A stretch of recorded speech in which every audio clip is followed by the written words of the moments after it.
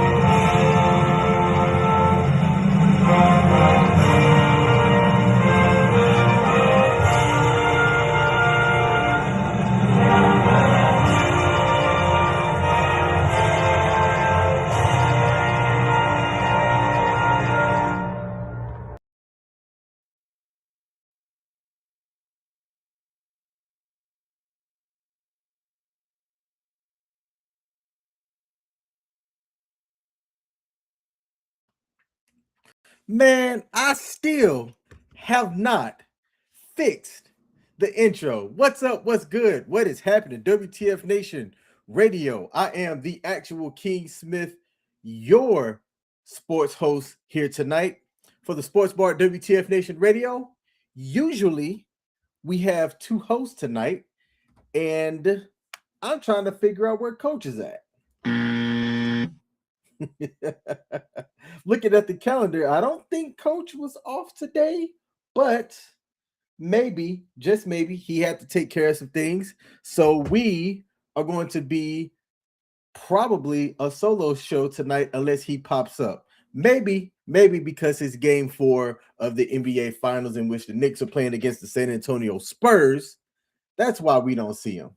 He might be 3 sheets into the wind, so to speak. And y'all just gonna have to see this lovely face here tonight. Hope y'all are doing okay. We've got a couple of things to cover here. Let me look at my notes to make sure that I've got everything set up on the eve of destruction, so to speak. Before we get into it, let's acknowledge the people that are watching. We're streaming across multiple platforms. If there's a like button on your platform, do me a favor. Make sure that you hit that like button. Coach would say, what do you hear? What do you say? I can't do it quite like how he does, but we are here. I got a video that I'm going to play before we get into the show. This video was sent to me by no less than 25 people. And I'm not entirely kidding here. If you have something funny to send, you can DM it to me. Send it to me at the actual King Smith on Facebook. You can email it at king@wtfnationradio.com. Or if you follow my Facebook page, which I don't keep secrets. I'm not a private person. My Facebook page is open. Shoot me a friend request or a follow over there. I don't know what Facebook calls it. And send me any clips or interesting sports stories that you have over there. It's actually what helps build the shows here. Anybody that sends stuff, you're basically a contributor or a viewer at this point. I'm sorry, a contributor. But this clip cracked me up. Watch this video that has gone viral on pretty much all platforms. Take a look.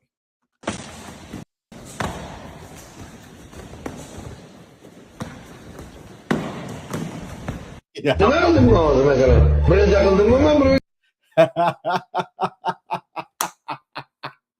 run that back. That kid looked like he was about to do something. All right. He got kicked. He had a good little block, but his glasses were crooked. So he said, "Hey man, hold my glasses real quick." Took the glasses off and did a double round kick to somebody else and knocked him clean out. Everybody else sat there and just watched. Oh man, I can't tell y'all how many times I laughed watching that clip right there. All right, let me get this. Let's get this off my screen. So what we got tonight? We got the finals over for the Stanley Cup. We got the finals for the Larry O'Brien Trophy. Serena Williams is back in the saddle or back on the court, so to speak. How did she do? And I think we're going to open up with the Serena Williams story. So let me grab this from here. All right, let me put this on the screen here. Serena Williams returns to the court. The greatest women player of all time walked back onto the court for the first time in nearly over 4 years, and she didn't just show up and make an appearance, but she won. After 4 years away, Serena Williams made her turn at the HSBC Championships at Queen's Club in London, playing doubles with rising star Victoria Mboko, and they won.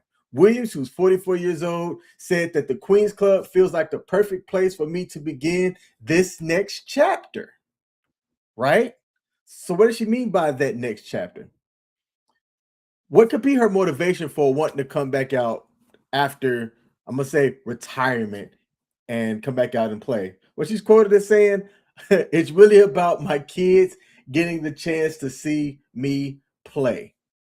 Personally, she said of her own on the court performance that she would give herself a C- after winning.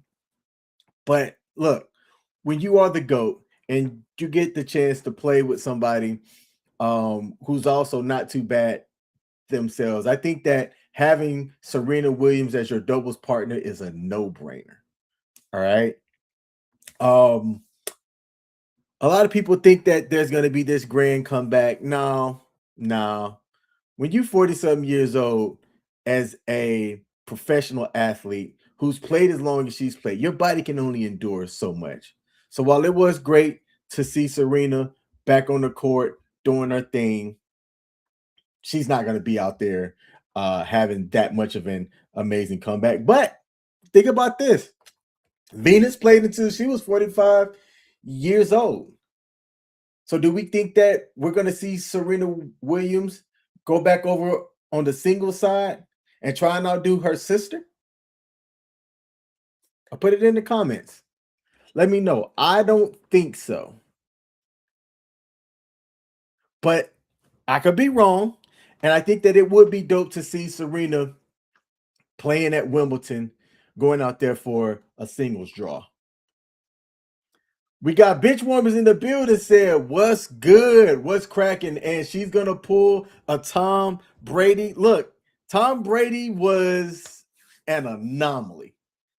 Tom doing what he did at such a high level being able to perform in what's basically a young man's game. All sports are a young person's game, really, when you think about it. People like LeBron James, Tom Brady, who else were playing at an elite level? Race car drivers, eh. Golf, maybe. You can look at what some of those athletes do and say that, they've got the right longevity to be able to pull off what they've pulled off. Uh, is she still going to be better than a good bit of people playing the sport right now? Yes. But overall, nah. I'd still put money on her. Don't get me wrong, I would absolutely put money on her. We got the World Cup arriving tomorrow. And man, it is for people that follow soccer. I don't call it football, I call it soccer. The World Cup is a big deal. It is going to take over certain cultures' timelines. And while it starts tomorrow, a lot of the real sports stories have came out today. Right? So the 2026 World Cup kicks off tomorrow with Mexico hosting South Africa. We got 48 teams, 3 countries, making this one of the biggest World Cups ever. The final for the World Cups is set for July 19th at MetLife Stadium in East Rutherford, New Jersey. The opener, for those of y'all that want to catch it, is free. Let me say that louder. Free, capital Free, on Tubi, starting at 3 p.m. Eastern Standard Time Zone. All right. Mexico's got this goalkeeper, Ochoa, who's the only player from either side that was on the 2010 World Cup and the 2026 World Cup squads. Dude has been playing in World Cups for nearly 16 years. That is insane. Now, the U.S. men's national team, I was looking at some of the sports betting because y'all know I'm a betting man. Let me see where I can go and make some money and see where I can put that money and try and make me some money. Right now, a lot of the smart money doesn't have the U.S. men's national team going past the quarterfinals. So if you're betting on them making it to the finals, I wouldn't put my money there. The U.S. specifically hasn't gotten that far since 2002, which is when I graduated high school, ending in round 16 in 2010, 2014, and in 2022. So is the last 4 years going to be a big difference for the U.S. team to be able to make it out of the round of 16? We'll find out. I know where I put my money, and I wouldn't put my money on it whatsoever. All right. Now, some controversy has came out of it, right? Because a Somalian referee named Omar Artan, I'm not going to try to pronounce his middle name. It looks like Abdul Qadir, considered one of Africa's top officials, was refused entry into the U.S. at Miami due to vetting concerns and went through an 11-hour immigration interview in which he ended it by saying, and I'm quoting, "I am very, very disappointed. I'm just simply a referee who's trying to live his dream, the biggest dream of my life, to come to the World Cup." Before this thing kicked off, I figured some type of immigration issue was going to pop up. And if you've never been detained at an airport or brought over for additional questioning, man, I've had it happen to me. And I'm a US citizen. I can't imagine people from certain countries like Somali having the type of issues that they were going to have being immigrated coming over here doing something like the World Cup. And I had wondered, and I was having this conversation with somebody, if that was going to keep people from being able or being willing to participate in something like this. Not just players, but think about like the support staff, team trainers, officials like referees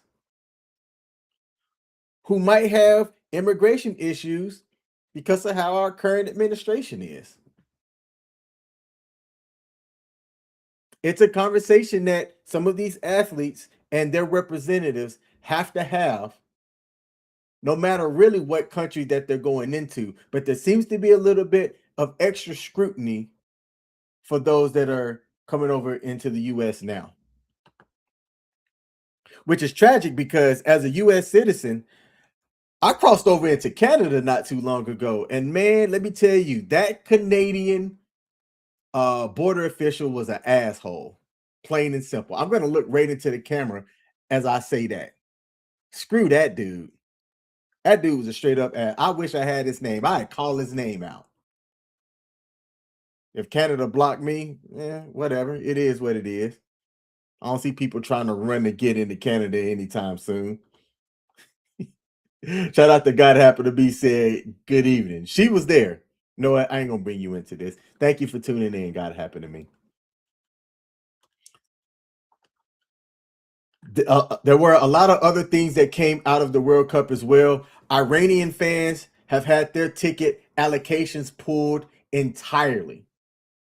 The Iranian playing squad based in Mexico must reportedly enter and leave the U.S. on the same day as their matches. They can't even stay in the country like other people. And when asked about Iran's World Cup participation, Trump told Politico, I really don't care. I think Iran is a very badly defeated country. They're running on fumes. I just quoted what he said, and I tried to give my best Trump impersonation. Y'all, how'd I do? Iran's sports minister declared that Iran cannot participate under any circumstances, while the national team fired back saying that the U.S. should withdraw instead. Since FIFA, not any individual or any country runs the tournament.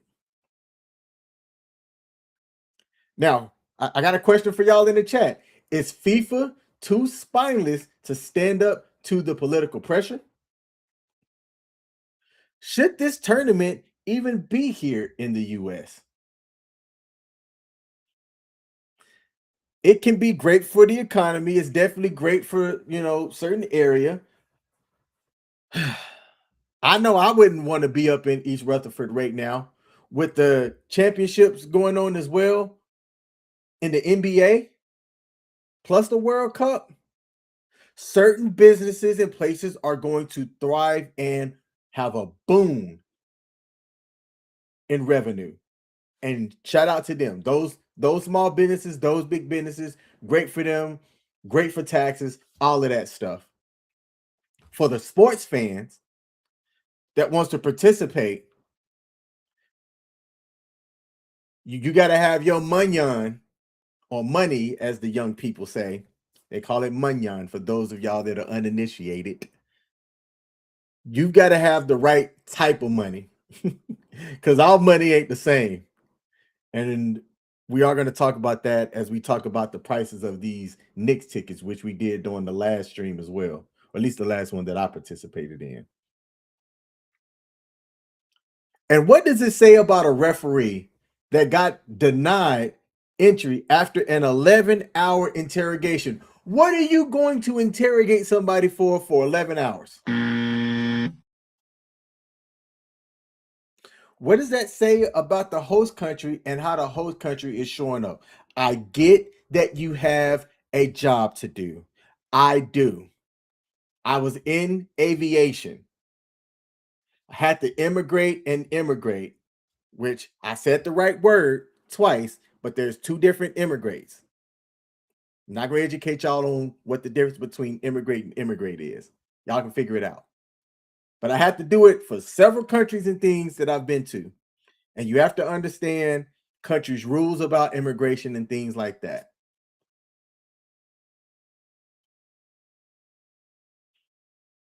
It's interesting the way that politics can insert itself into sports.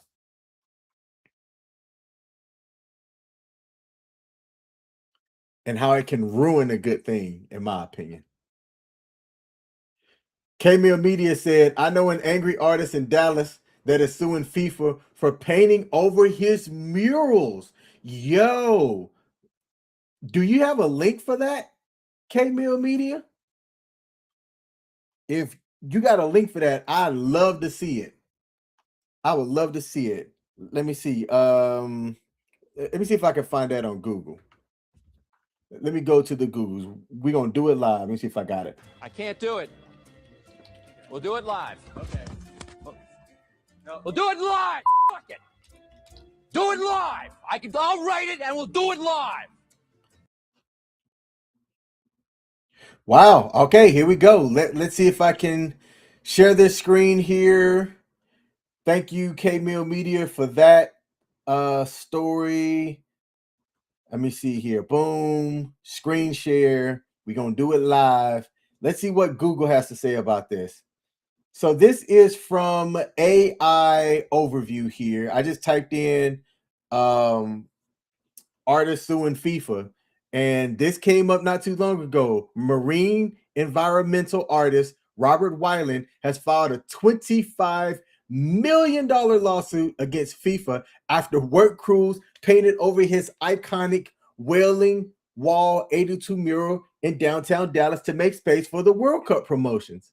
The 8-story, 17,000 square foot mural was painted in 1999, and this legal battle centers over several specific components and arguments.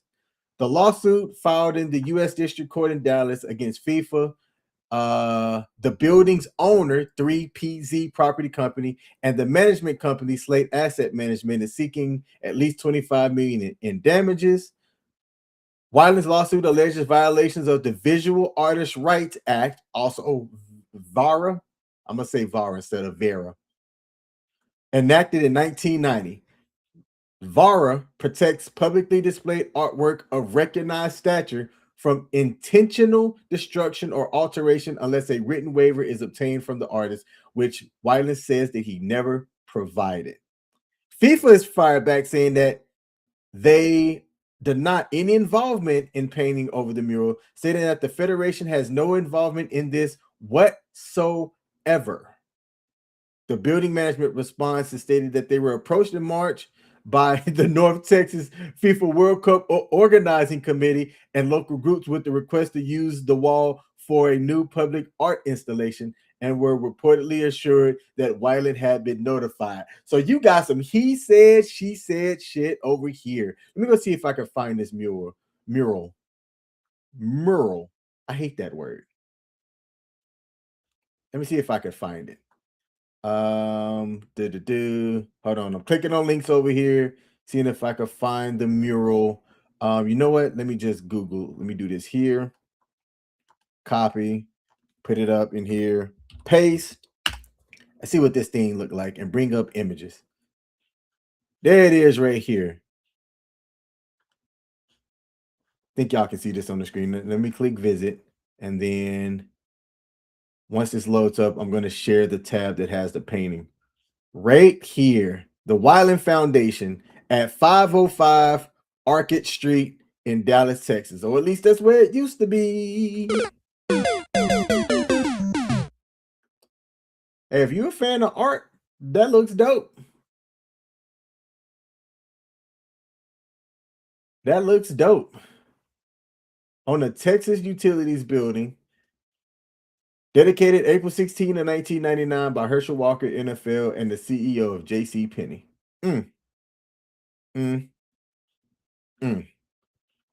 Shout out to K-Mill Media. Thanks for bringing that up. Why could they just not use a temporary banner? That's what the locals are asking. It was a big landmark for that area of Dallas. I'm trying to think, because I've been to Dallas area. I've been to Fort Worth. I didn't really get a chance to explore, but I can't recall on the times that I've been through Dallas if I've seen that mural before. Man, that's tragic. Tragedy. K Mills earlier said the essence of what the World Cup is supposed to be a direct contradiction to this administration and its goals. You think it would not be a big problem given FIFA gave out that peace prize 100%. We got Tan in the building say, yo, yo, yo, you know it's Tan in the building when you get the 3 yo's. Hey, what's up, Tan? Appreciate you tuning in, my man. And Bitch Warmer said that's a crazy paint, man. It looked dope. That's unfortunate. Something that has been, what, over 2 decades? Ruined? As Stewie says from Family Guy, ruined. I lived in Fort Worth for 8 years and remember seeing it from time to time. Well, that is a tragedy. Thank you for bringing that up. Man, woo, see? Contributor to the live stream today. What we got up here next? Next segment here. The Stanley Cup.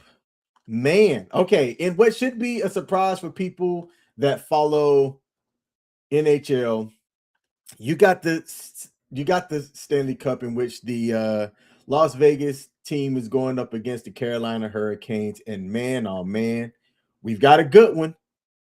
The series is tied at 2-2. Game 5 is tomorrow. After last night's matchup, this is going to be a hard one to call. It's likely going to go through 7 games. I don't watch hockey, but I do keep up with the championship games. That's really how I am with all sports besides football and basketball. I'll watch basketball throughout the year from time to time. I love football, the real football, college football especially, and pro football as well. Hell, I'm going to the UFL championship game in DC this week, in which DC's getting a chance to play their championship game at their home field, at Audi Field. So if anybody's going to be in DC and at the game, because I'm going to the game and I'm bringing my butt home, I am not going to be out mingling. But if you're at the game, pull up. Pull up. I'm going to see. I wish I could get. So I'm getting special tickets. Shout out to, and I won't say the name of the people that provided me the special tickets, but your boy's going to be in the suite. 50 Cent's going to be at halftime. But I digress. I was talking about the Stanley Cup Finals. Here we go. It's 2-2.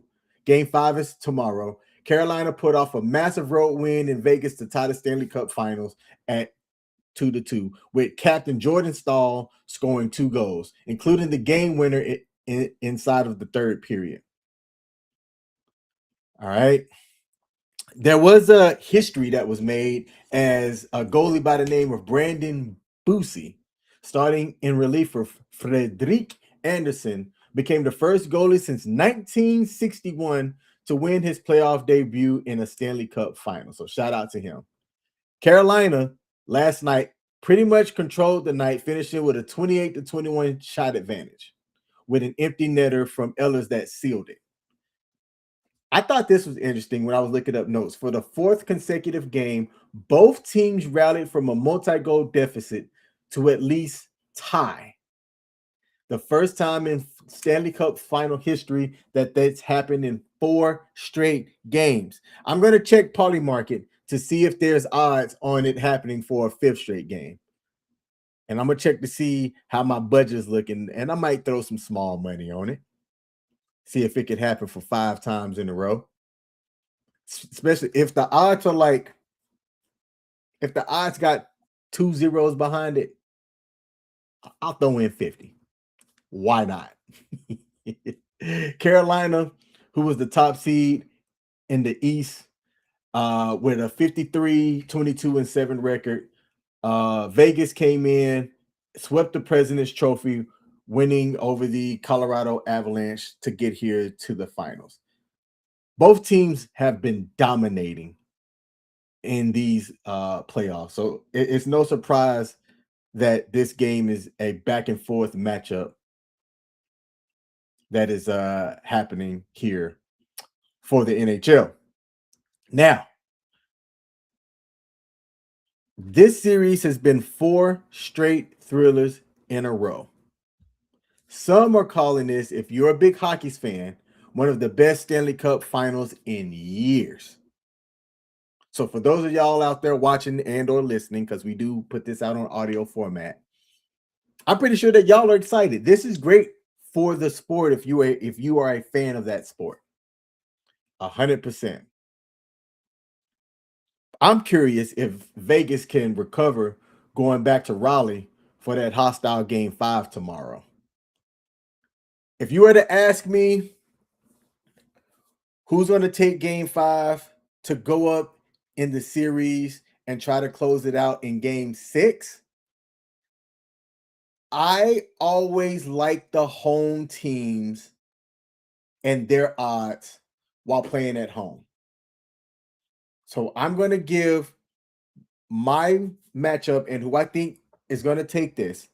I know how people feel about Vegas in general and Vegas sports teams, but I'm going to have the home team winning game 5, and Carolina's going to close things out in game 6. For our clippers and our editors, clip that shit. Let's see how far we into the live stream. At 31 minutes into the live stream, King Stradamus has made his prediction that this isn't going to go to a game 7 series. Carolina's going to close it out in 6. Book it. Matter of fact, go bet on that. Now, as we were talking here, getting through, I want to say that the NBA Finals have started to kick off. Let me come over here and go check my browser source and see where we're at, in which the San Antonio Spurs are playing against the New York Knicks in game 4 in New York, with New York leading the series 2-1. Right now, Vegas has this favorite for New York by 2.5 points. The total on this is 216.5.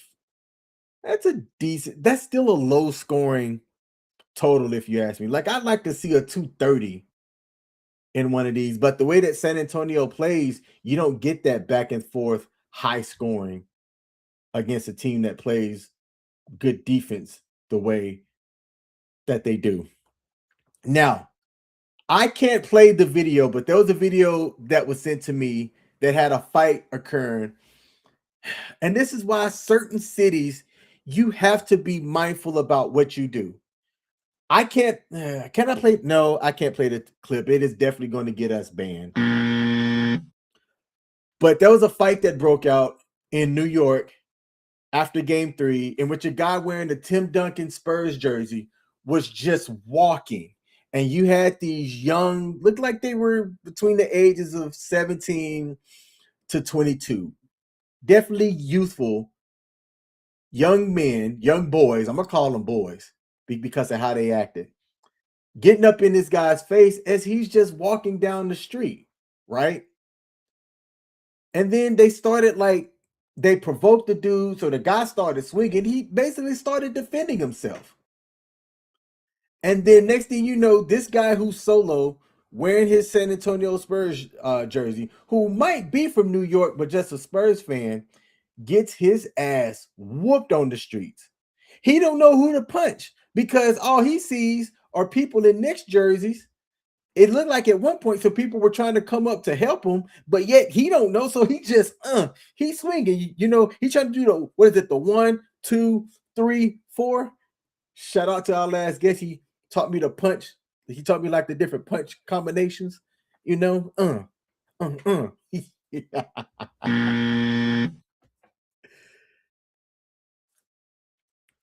But all he was doing is it wrong place, wrong jersey, walking down the street, and then he gets jumped. There are places that you have certain places, certain situations, you have to be mindful about what it is that you're doing. I would not go to Philadelphia, Philadelphia is what a buddy of mine calls it, who lives in Pennsylvania, so he can say that. If Philly was in the NBA Finals, or they were the host of the Super Bowl and their team was in the finals as well, especially when they're losing. Really, it don't matter whether they're winning or losing. Philadelphia, New York,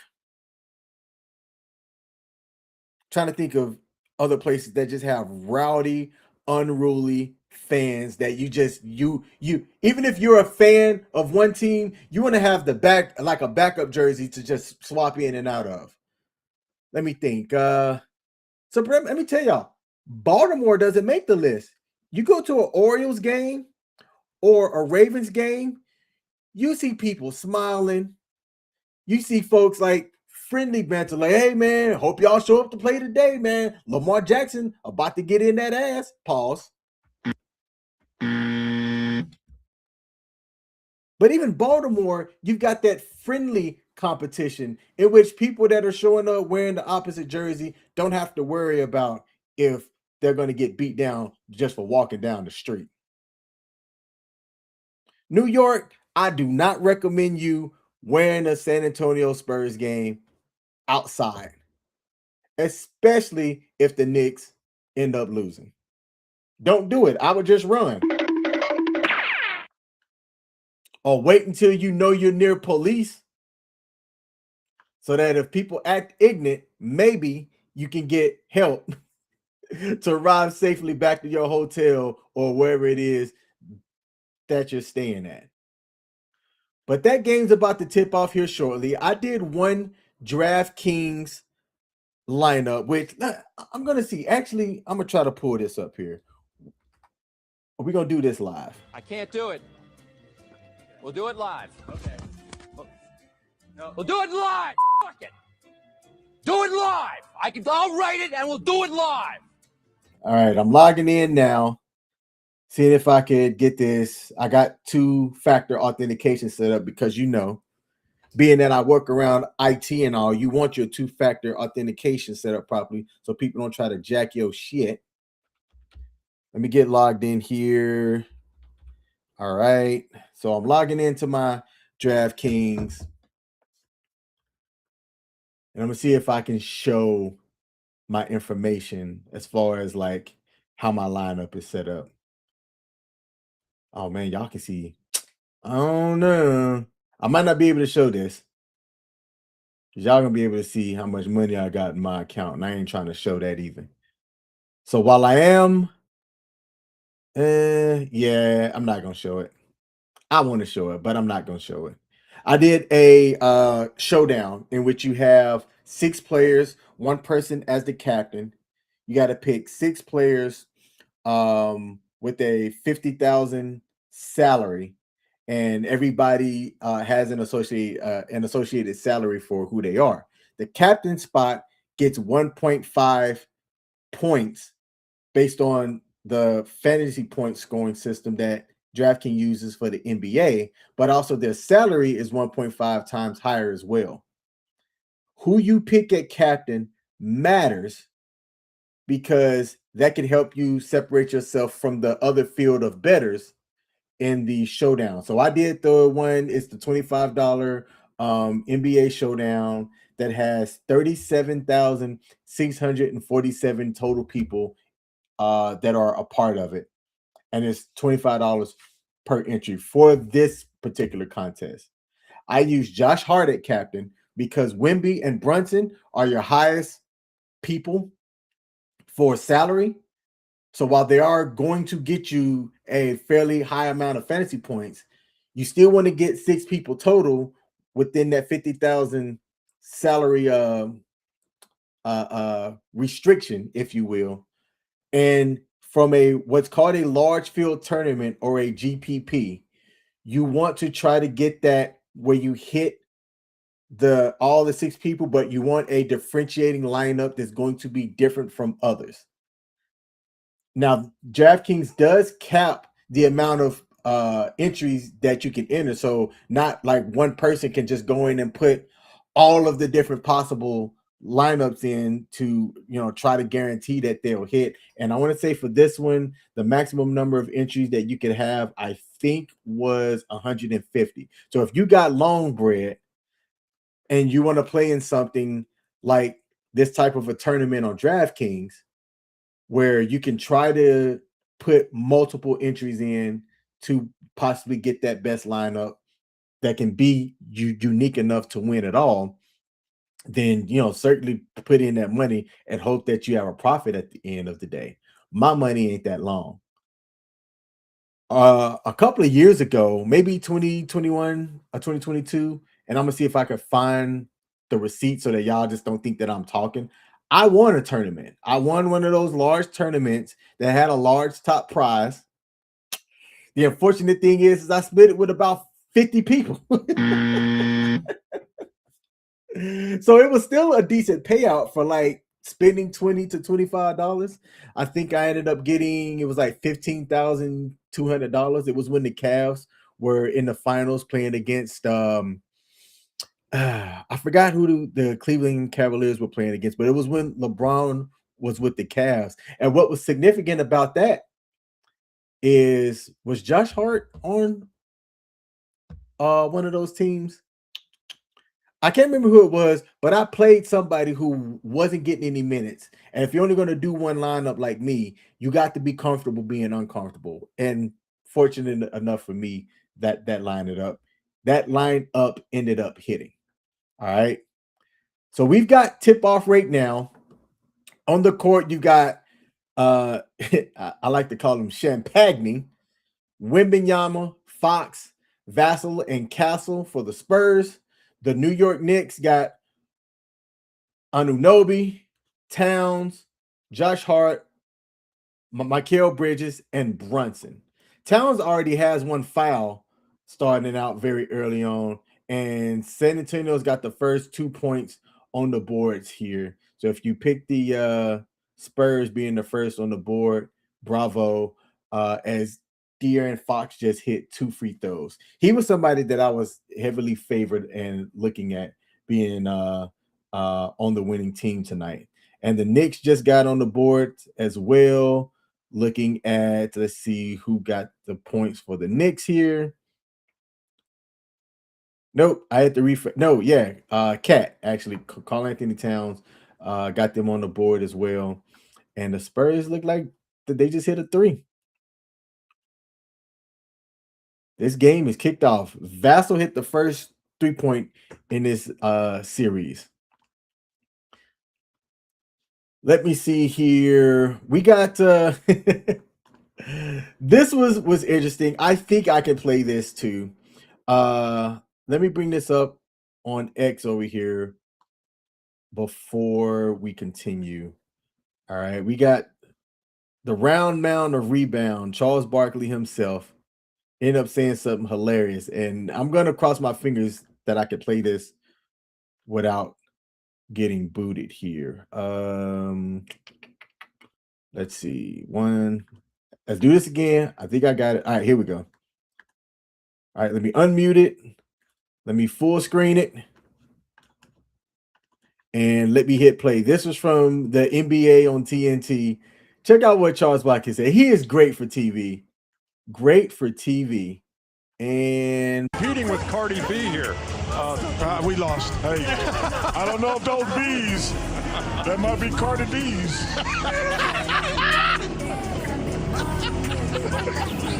I sure am, new love indeed. I'm pretty sure those are B's. I don't know.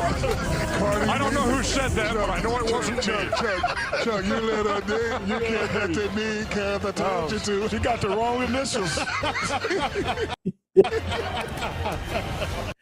Now, that's hilarious to me. I don't know about y'all, but that is hilarious to me. But it did come with some controversy.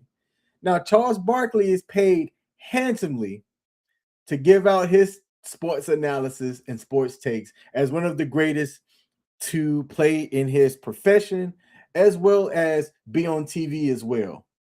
Like, considering what he does, his charisma, the things that he says, I can only hope to be as good as he is doing sports media like this, right? And I'm just a guy behind a camera or in front of a camera, in front of a microphone, talking about what I'm observing on sports. So Charles Barkley, after catching flack for saying that Cardi B got the wrong initials, and I don't have to explain why, on the Dan Patrick show, came out and had to defend himself basically by this.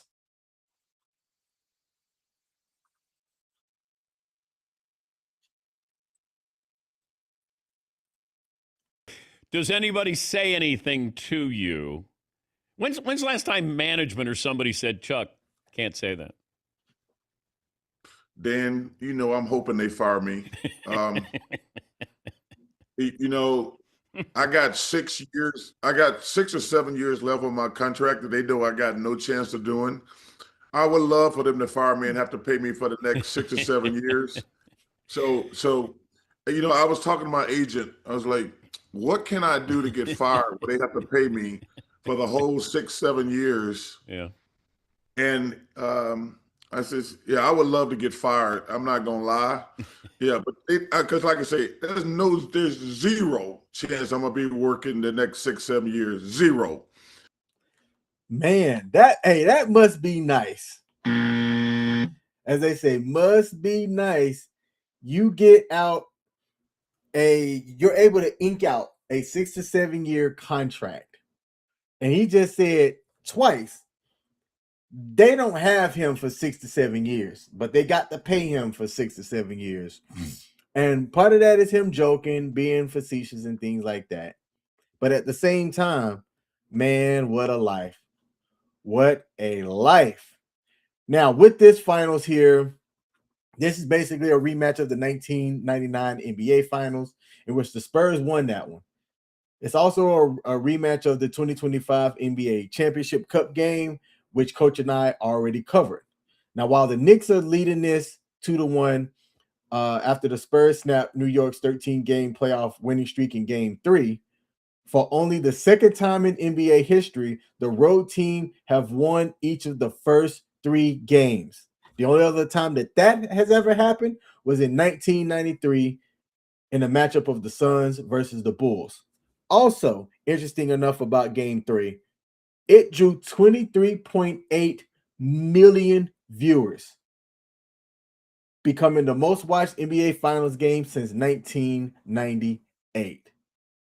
There was a lot of fury online when the cameras caught famous rap producer, I'm gonna call him music producer, DJ Khaled, sitting on courtside seats on his phone for most of the game.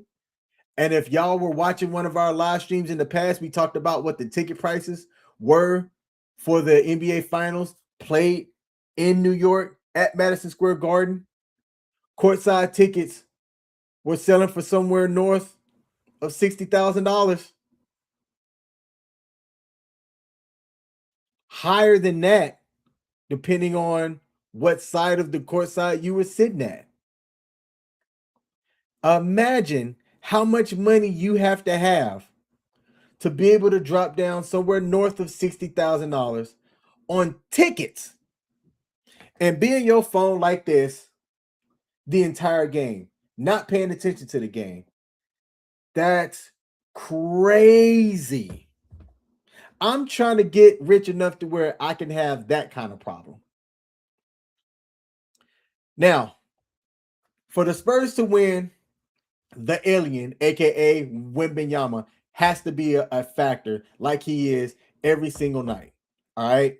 So if you take a look at his games, his numbers have gone up. 26 points, 29 points, 32 points. And with him going over 30, that's how the Spurs got their first win. His field goal percentage, 28.6 in game 1, which was tragic, 52.4% in game 2, 61% in game 3. Absolutely dominant. He's also lucky that he did not get a flagrant foul called against him, in which he basically kid shoved Brunson's head down to the ground. He's lucky that that one didn't get called, because if I'm the Knicks coach, I'm trying everything I can to provoke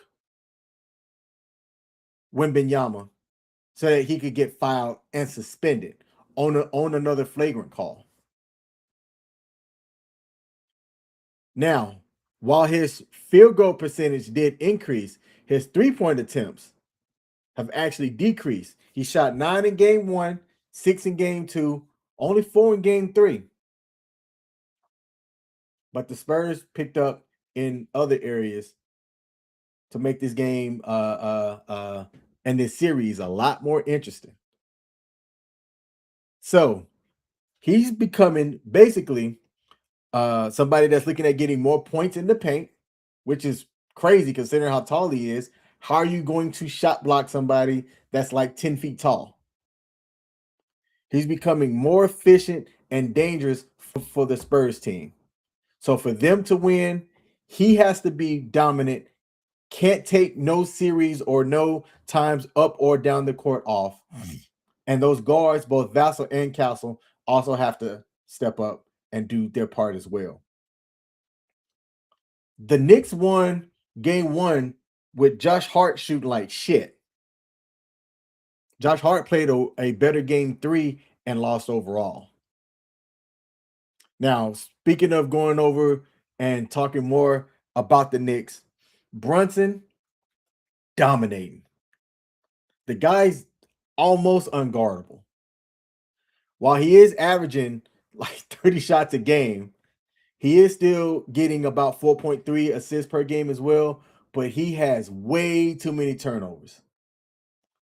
And the Spurs are starting to trap him aggressively as well, with Steven Castle dogging him on almost every possession, but it is causing I want to say Stephon Castle to get into foul trouble very early on as well. So while that play works for a fantasy player like myself, it's frustrating because if Castle gets into foul trouble early, that leads to less minutes with him on the floor. And if you're playing him, which I don't think I played him this game, that could spell trouble for your lineup here. And I'm looking at this right now. The Spurs got out to an early lead. With 9:16 remaining in the first quarter, it says the Spurs got a 10-point lead already, being 12-2. The Spurs are shooting 67% starting out, while the Spurs are 25% with only 4 shots taken total. Yikes. They came out here and said, we about to show y'all what defense looks like, and they putting belt the ass early on. Can they sustain this on the road to tie this series up? I'm definitely going to be watching this game tonight. The Knicks are going to get Mitchell Robinson back, who's available despite having a fractured right fifth metacarpal. He's still been playing through it, which is insane. All right. But if the Knicks were to win and go up 3-1, I don't see the Spurs being able to claw their way out of it. So that's why the Spurs being up early is significant for what they have to do. And consider this. Who do y'all think's playing better right now? Is Wembanyama the best player on the floor? Is it Jalen Brunson? Or is it somebody else? Most notably, one of the guards for the Knicks. I think Josh Hart, because of what he contributes on offense and defense, and not just in points, but assists and rebounds, might actually be one of the best players, like the glue, if you will, for keeping that Knicks team the way that it is. When Hart plays bad, the Knicks don't look like the hot team right now. So we're going to end our live stream today on that note. You've got the World Cup that starts tomorrow. Let me take this off the screen. You've got the World Cup that starts that starts tomorrow. All right. Less than 24 hours, kicking off with Mexico versus South Africa. Again, that is free on Tubi. So make sure that you go over there and watch that. I believe that once the World Cup starts, it's over. Your social media feed is going to be flooded with World Cup news and updates, people showing off their jerseys and things like that. You've got Game 5 of the Stanley Cup tomorrow as well, with that series being tied 2-2. And Serena Williams' quarterfinal match is coming up later on this week at the Queen's Club. So, 2 championships up in the air. The World Cup starting tomorrow. Serena Williams just reminding us on Earth that you missed her with her gone, but she was never really gone. I think with everything that we have, if you are somebody at a sports bar, that this is one of the best things that you can have around this time. So many different world events, different storylines. I didn't even get into there was an article that somebody sent to me in which 4 players got suspended indefinitely, barred from playing in college football because they college basketball. And I don't have the story up in front of me now, but they threw a game for a total of $2,000 split between 4 people. Like 2 people got $700 each, and the rest got like $300 each. Banned for life for less than $1,000. In the era of NIL, what the hell are you thinking? That's my time, y'all. Shout out to K-Mill for stepping in on the week that I wasn't co-hosting, as my lady had to get stitches. She is fine now, by the way. There were some people that had asked about that, and I can't remember if I missed last week or the week before that. I am the actual King Smith. Coach, who's normally here, is with me as well. To everybody watching and or listening, I give you a salute, and I'm out. Peace.